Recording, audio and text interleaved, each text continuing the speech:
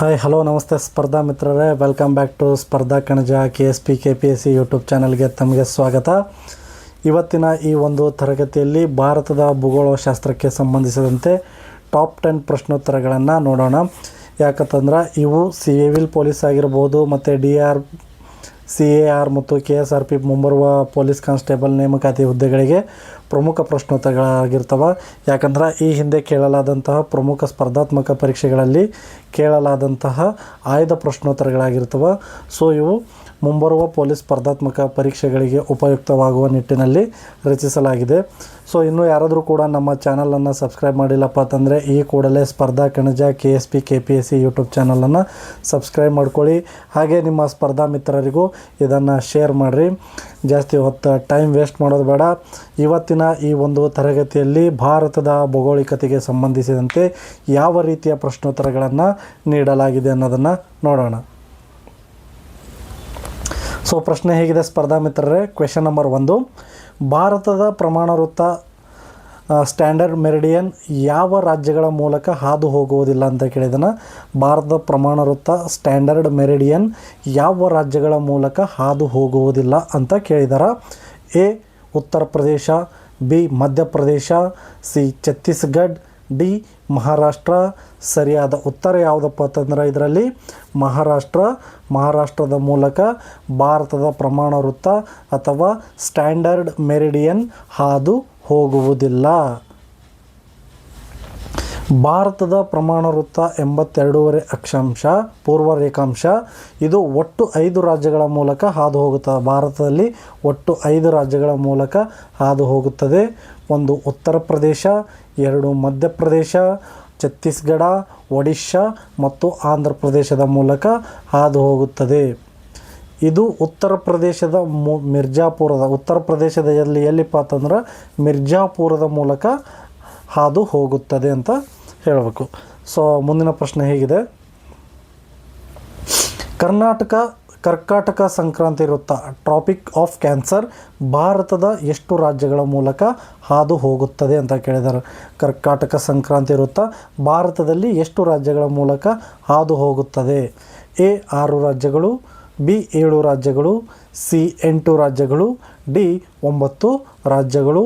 ಸರಿಯಾದ ಉತ್ತರ option C, ಭಾರತದ 8 ರಾಜ್ಯಗಳಲ್ಲಿ ಕರ್ಕಾಟಕ ಸಂಕ್ರಾಂತಿ ವೃತ್ತ 23.5 ಉತ್ತರ ಅಕ್ಷಾಂಶವು ಗುಜರಾತ್, ರಾಜಸ್ಥಾನ್, ಮಧ್ಯಪ್ರದೇಶ, ಛತ್ತೀಸ್ಗಢ, ಜಾರ್ಖಂಡ್, ಪಶ್ಚಿಮ ಬಂಗಾಳ, ತ್ರಿಪುರ ಮತ್ತು ಮಿಜೋರಾಂ ಈ 8 ರಾಜ್ಯಗಳ ಮೂಲಕ ಹಾದು ಹೋಗುತ್ತದೆ. ನೆನಪಿಡ್ರಿ, 8 ರಾಜ್ಯಗಳು ಯಾವಪ್ಪ ಅಂದ್ರೆ ಅನುಕ್ರಮವಾಗಿ ಗುಜರಾತ್, ರಾಜಸ್ಥಾನ್, ಮಧ್ಯಪ್ರದೇಶ, ಛತ್ತೀಸ್ಗಢ, ಜಾರ್ಖಂಡ್, ಪಶ್ಚಿಮ ಬಂಗಾಳ, ತ್ರಿಪುರ ಮತ್ತು ಮಿಜೋರಾಂ 8 ರಾಜ್ಯಗಳಲ್ಲಿ ಕರ್ಕಾಟಕ ಸಂಕ್ರಾಂತಿ 23.5 ಉತ್ತರ ಅಕ್ಷಾಂಶ ಹಾದು ಹೋಗುತ್ತದೆ. ಭಾರತದ ಅತಿ ಎತ್ತರದ ಶಿಖರ K2 ಗಾಡ್ವಿನ್ ಆಸ್ಟಿನ್ ಯಾವ ಪರ್ವತ ಶ್ರೇಣಿಯಲ್ಲಿದೆ ಅಂತ ಕೇಳಿದಾರೆ. ಭಾರತದ ಅತಿ ಎತ್ತರದ ಶಿಖರ ಒಂದು ಗೊತ್ತಾಯ್ತದು K2 ಅಂದರೆ ಗಾಡ್ವಿನ್ ಆಸ್ಟಿನ್. ಅದು ಯಾವ ಒಂದು ಪರ್ವತ ಶ್ರೇಣಿಯಲ್ಲಿದೆ ಅಂತ ಕೇಳಿದಾರೆ. ಆಪ್ಷನ್ಸ್ ಹೀಗಿದೆ: A Karakoram, B Ladakh, C Zanskar, D Pir Panjal. ಸರಿಯಾದ ಉತ್ತರ ಆಪ್ಷನ್ ಎ, ಕಾರಾಕೋರಂ ಶ್ರೇಣಿಯಲ್ಲಿ ಈ ಒಂದು K2 ಗಾಡ್ವಿನ್ ಆಸ್ಟಿನ್ ಇದೆ. ಇದು ಭಾರತದ ಅತಿ ಎತ್ತರದ ಶಿಖರ. ಇದರ ಒಟ್ಟು ಎಷ್ಟು ಮೀಟರ್ ಇದೆಯಪ್ಪ ಅಂತಂದ್ರೆ 8611 ಮೀಟರ್ ಇದೆ. ಇದು ಕಾರಾಕೋರಂ ಶ್ರೇಣಿಯಲ್ಲಿದೆ. ಭಾರತದ 2ನೇ ಅತಿ ಎತ್ತರದ ಶಿಖರ ಯಾವುದು ಅಂತ ಕೇಳಿದ್ರೆ ಅದು ಕಾಂಚನಜುಂಗ. ಅದು 8586 ಮೀಟರ್ ಇದೆ. ಇದು ಹಿಮಾಲಯ ಶ್ರೇಣಿಯಲ್ಲಿ ಬರುತ್ತೆ. ಕಾಂಚನಜುಂಗ ಬರುವುದು ಹಿಮಾಲಯ ಶ್ರೇಣಿಯಲ್ಲಿ, ಆದರೆ ಕಾರಾಕೋರಂ ಬರುವುದು K2 ಗಾಡ್ವಿನ್ ಆಸ್ಟಿನ್ ಬರುವುದು ಕಾರಾಕೋರಂ ಶ್ರೇಣಿಯಲ್ಲಿ. ಸೊ ಕ್ವೆಶನ್ ನಂಬರ್ 4, ಬ್ರಹ್ಮಪುತ್ರ ನದಿಯನ್ನು ಟಿಬೆಟ್ನಲ್ಲಿ ಯಾವ ಹೆಸರಿನಿಂದ ಕರೆಯುತ್ತಾರೆ ಅಂತ ಕೇಳಿದ್ದಾರೆ. ಬ್ರಹ್ಮಪುತ್ರ ನದಿಯನ್ನು ಟಿಬೆಟ್ ದೇಶದಲ್ಲಿ ಯಾವ ಒಂದು ಹೆಸರಿನಿಂದ ಕರೆಯಲಾಗುತ್ತೆ ಅಂತ ಕೇಳಿದ್ದಾರೆ. A Tsangpo, B Dihang, C Jamuna, D ಮೇಘನಾ. ಸರಿಯಾದ ಉತ್ತರ ಆಪ್ಷನ್ ಎ, ಸ್ಯಾಂಗ್ಪೋ ಎಂದು ಟಿಬೆಟ್ನಲ್ಲಿ ಇದಕ್ಕೆ ಕರೆಯುತ್ತಾರೆ. ಬ್ರಹ್ಮಪುತ್ರ ನದಿಯು ಟಿಬೆಟ್ನ ಮಾನಸ ಸರೋವರದ ಬಳಿ ಉಗಮಿಸುತ್ತದೆ. ಟಿಬೆಟ್ನಲ್ಲಿ ಸ್ಯಾಂಗ್ಪೋ ಎಂದು ಇದನ್ನು ಕರೆಯುತ್ತಾರೆ. ಅರುಣಾಚಲ ಪ್ರದೇಶದಲ್ಲಿ ಇದನ್ನು ದಿಹಾಂಗ್ ಎಂದು ಕರೆಯುತ್ತಾರೆ. ಅಸ್ಸಾಂನಲ್ಲಿ ಬ್ರಹ್ಮಪುತ್ರ ಮತ್ತು ಬಾಂಗ್ಲಾದೇಶದಲ್ಲಿ ಜಮುನಾ ಎಂದು ಕರೆಯುತ್ತಾರೆ.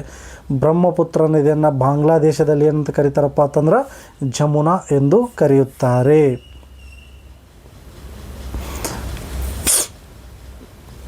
ಕ್ವೆಶನ್ ನಂಬರ್ 5, ಭಾರತದಲ್ಲಿ ಹತ್ತಿ ಬೆಳೆಗೆ ಅತ್ಯಂತ ಸೂಕ್ತವಾದ ಮಣ್ಣು ಯಾವುದಂತ ಕೇಳಿದಾರೆ.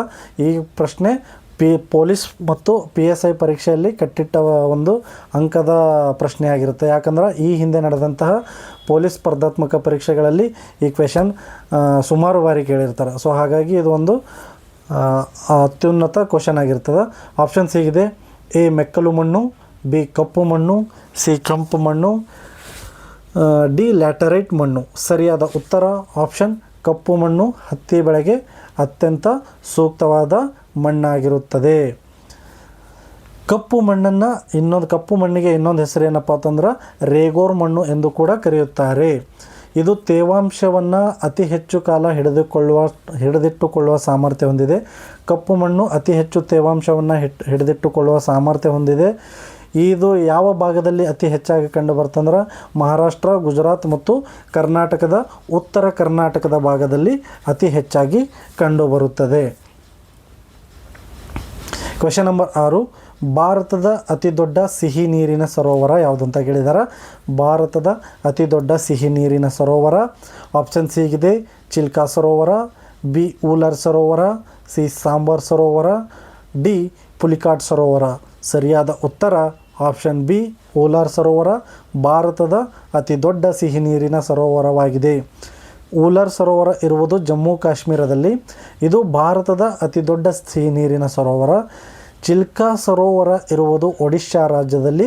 ಅದು ಭಾರತದ ಅತಿ ದೊಡ್ಡ ಉಪ್ಪು ನೀರಿನ ಲಗೂನ್ ಸರೋವರವಾಗಿದೆ. ನೆನಪಿಡಿ, ಅತಿ ದೊಡ್ಡ ಉಪ್ಪು ನೀರಿನ ಸರೋವರ ಯಾವುದು ಅಂತಂದ್ರೆ ಅದು ಚಿಲ್ಕಾ ಸರೋವರ.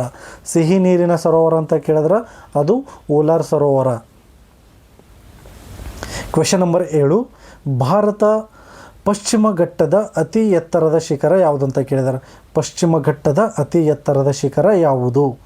A Dodda Betta, B Mullayanagiri, C Anamudi, D Kudremukh. ಸರಿಯಾದ ಉತ್ತರ option C Anamudi. Anamudi 2695 metre ಎತ್ತರವಿದೆ. ಇದು ಕೇರಳ ರಾಜ್ಯದಲ್ಲಿ ಕಂಡುಬರುತ್ತದೆ. ಇದು ಪಶ್ಚಿಮ ಘಟ್ಟದ ಮತ್ತು ದಕ್ಷಿಣ ಭಾರತದ ಅತಿ ಎತ್ತರದ ಶಿಖರವಾಗಿದೆ. ಏನಪ್ಪ ಅಂತಂದ್ರೆ ಅನ್ನೈಮುಡಿ ಎಂಬುದು ಈ ಹಿಂದೆ ಸ್ಪರ್ಧಾತ್ಮಕ ಪರೀಕ್ಷೆಯಲ್ಲಿ ಕೇಳಿದಂಥ ಪ್ರಶ್ನೆ ಆಗಿತ್ತು. ಇದು ರಿಪೀಟೆಡ್ ಕ್ವೆಶನ್. ಮುಂಬರುವ ಸಿವಿಲ್ ಪೊಲೀಸ್ ಕಾನ್ಸ್ಟೇಬಲ್ಗಳಲ್ಲೇ ಆಗಿರಬಹುದು, CR, DR, KSRP, IRB, KSISF ಯಾವುದೇ ಆಗಿರಲಿ ಆ ಪರೀಕ್ಷೆಯಲ್ಲಿ ಕೇಳುವ ಚಾನ್ಸಸ್ ಅತಿ ಹೆಚ್ಚಾಗಿರ್ತದೆ. ಸೊ ಮುಳ್ಳಯ್ಯನಗಿರಿ ಕರ್ನಾಟಕದ ಅತಿ ಎತ್ತರದ ಶಿಖರ. ಅದರ ಒಟ್ಟು ಎತ್ತರ ಎಷ್ಟಪ್ಪ ಅಂತಂದ್ರೆ 1930 ಮೀಟರ್. ಇದು ಕರ್ನಾಟಕದ ಅತಿ ಎತ್ತರದ ಶಿಖರ. ಆದರೆ ದಕ್ಷಿಣ ಭಾರತದ ಅತಿ ಎತ್ತರದ ಶಿಖರ ಯಾವುದು ಅಂತ ಕೇಳಿದ್ರೆ ನೀವು ಅದಕ್ಕೆ ಅನ್ನೈಮುಡಿ ಶಿಖರ ಅಂತ ಹಾಕಬೇಕು. ಅದು ಕೇರಳ ರಾಜ್ಯದಲ್ಲಿ ಕಂಡುಬರುತ್ತದೆ. ಇದು ಪಶ್ಚಿಮ ಘಟ್ಟದ ಒಂದು ಭಾಗವಾಗಿದೆ.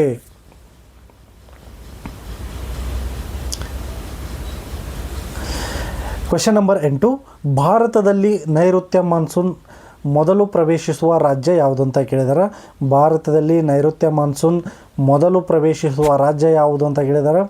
A Tamil Nadu, B Kerala, C Karnataka, D Maharashtra. ಸರಿಯಾದ ಉತ್ತರ ಆಪ್ಷನ್ ಬಿ ಕೇರಳ. ಸರಿಯಾದ ಉತ್ತರ. ನೈಋತ್ಯ ಮಾನ್ಸೂನ್ ಜೂನ್ 1ರಂದು ಕೇರಳವನ್ನು ಪ್ರವೇಶಿಸುತ್ತದೆ. ನೆನಪಿಡಿ, ನೈಋತ್ಯ ಮಾನ್ಸೂನ್ ಜೂನ್ 1ರಿಂದ ಕೇರಳವನ್ನು ಪ್ರವೇಶಿಸುತ್ತದೆ. ಇದನ್ನು ಮಾನ್ಸೂನ್ನ ಮೊದಲ ಮಳೆ ಎಂದು ಕರೆಯಲಾಗುತ್ತದೆ.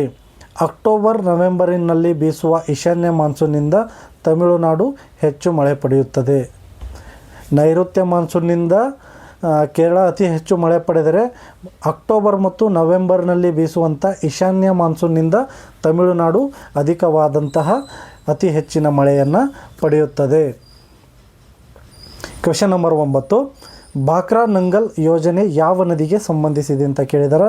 ಆಪ್ಷನ್ ಸಿಗಿದೆ: A Sutlej, B A Ganga, B Sutlej, C Yamuna, D Narmada.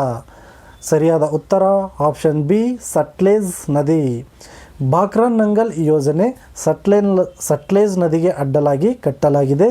ಇದು ಪಂಜಾಬ್, ಹರಿಯಾಣ ಮತ್ತು ರಾಜಸ್ಥಾನದ ಜಂಟಿ ಯೋಜನೆಯಾಗಿದೆ. ಯಾವುದಪ್ಪ ಅಂತಂದ್ರೆ ಭಾಕ್ರಾ ನಂಗಲ್ ಯಾವ ಒಂದು ರಾಜ್ಯಗಳ ಜಂಟಿ ಯೋಜನೆ ಆಗಿದೆ ಅಂತ ಕೇಳಿದ್ರೆ ಪಂಜಾಬ, ಹರಿಯಾಣ, ರಾಜಸ್ಥಾನ ರಾಜ್ಯಗಳ ಜಂಟಿ ಯೋಜನೆಯಾಗಿದೆ. ಇದು ಭಾರತದ ಎತ್ತರದ ಗುರುತ್ವ ಅಣೆಕಟ್ಟುಗಳಲ್ಲಿ ಒಂದಾಗಿದೆ. ಈ ತರಗತಿಯ ಕಟ್ಟಕಡೆಯ ಪ್ರಶ್ನೆ ಕ್ವೆಶ್ಚನ್ ನಂಬರ್ 10.